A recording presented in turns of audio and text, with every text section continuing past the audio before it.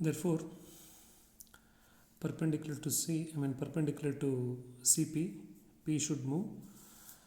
So here with respect to C, P is moving perpendicular like this, and therefore since the location of C is already known here, so what we'll do is we will try to draw a vector which is perpendicular to this connecting rod like this. So here I have drawn a line here, and which meets this P here. So in this way I located the P,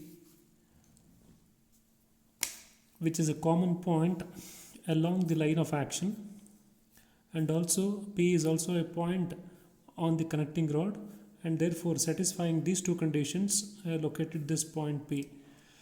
So this vector, when I show like this is the velocity of P with respect to O, which is as good as simply calling it as the velocity of the piston, which means that the velocity of the piston is moving like this. And then if I draw an arrow like this is the velocity of the piston with respect to C, the point C here. Or if I draw an arrow like this is the velocity of C, the point on the connecting rod here, with respect to the piston P. So here both VCP or VPC have the same magnitude, but they are in opposite direction. Like the train, when a train is moving, the person who sits on the train feels that the ground is moving back, and the person who stands on the ground sees the train going forward. So in that way, so a person who is on this C will see that as it moves, it will go like this, which means that P seems to be going downwards like this. And for a person who is sitting on P, and you will see that as the crank rotates, C will take new positions like this. So a person who is sitting at P will see that the C is moving perpendicular upwards. So for a person who is sitting at P, C seems to be moving upwards. For a person who is sitting at C, P seems to be moving downwards. So this is how the relative velocities of P and C are with respect to this. And now we want to know the velocity of E, which is the extension of PC here. And therefore we can use ratios and proportions, because the configuration diagram and the velocity diagram will have some ratios, and therefore we'll be using that ratios to find out the location of E. Now to make the understanding easier, first I will try to locate the velocity of M, which is the midpoint of the connecting rod.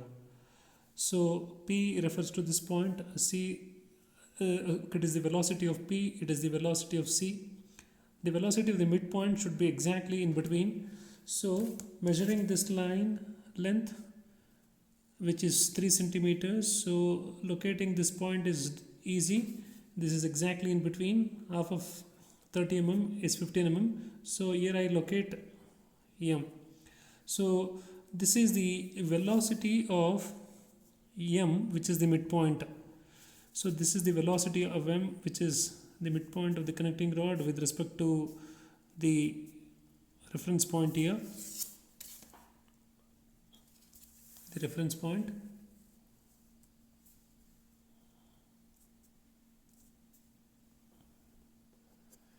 And the velocity of any point between M and C here can be located here.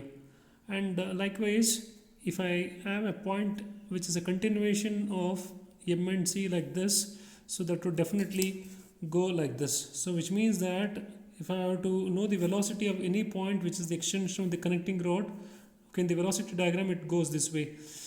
I know that somewhere here I should be able to locate the point E. So for that I take the ratios and proportions.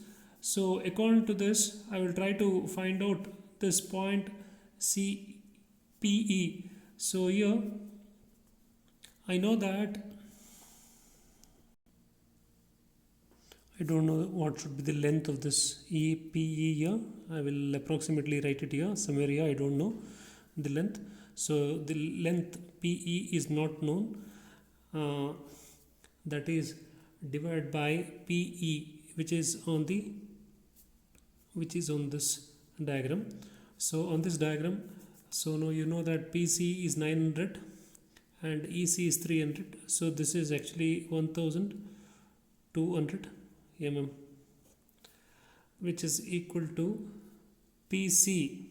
So now the same thing. So like this, small PC, so which is proportional to PC divided by capital PC here. So small PC, we know that we just measured here.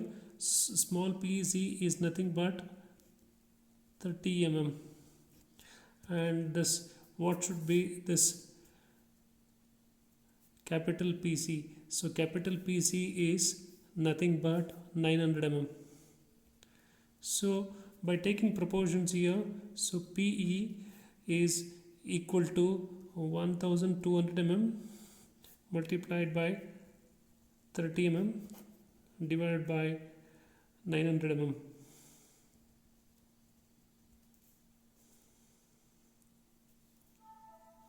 So this gives the value of PE as 40 mm. So here this 2 zeros goes. So then 3 nines are, so 3 threes are 9 and the 0 is left. So here it becomes 3 fours are 12. Here 1 0 is left. So it becomes 40 mm. So this PE is 40 mm. So that means if this PE is 1200 mm, here it should be 40 mm from here.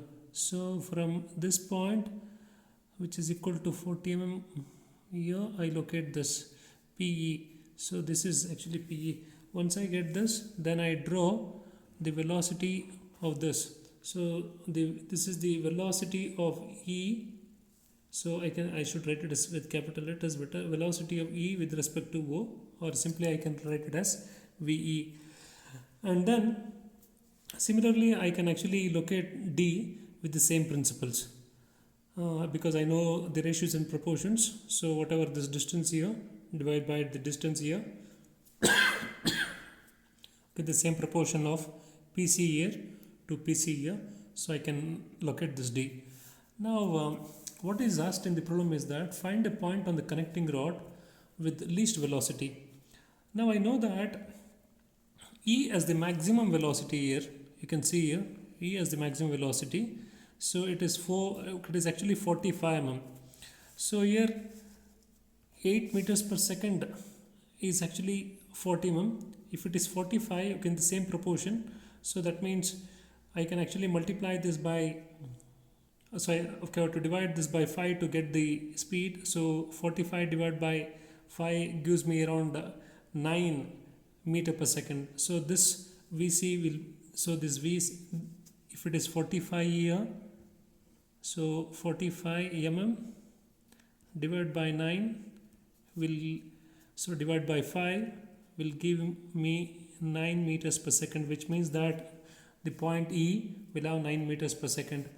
And VC of course is already written here as 40, and if you want this, so this is again almost approximately is equal to 40 mm. Given the piston moves approximately is equal to 8 meters per second, because this and this in this diagram almost seems to be of the same length. This and this seems to be of the same length, and here the velocity of the midpoint here has to be measured. So this is 38 divided by 5, you will get it as 7.6. So this will have a velocity, so this velocity of M with respect to O will have 7.6 meters per second. So is this the minimum velocity along any points on the link? No. So for that, what I have to do is that I have to actually, the shortest distance is the perpendicular. So if I draw a perpendicular here to this point, this is the point which is just next to this point M. It is towards P. It's towards P here. It's somewhere here. So this is the point which will have the lowest velocity.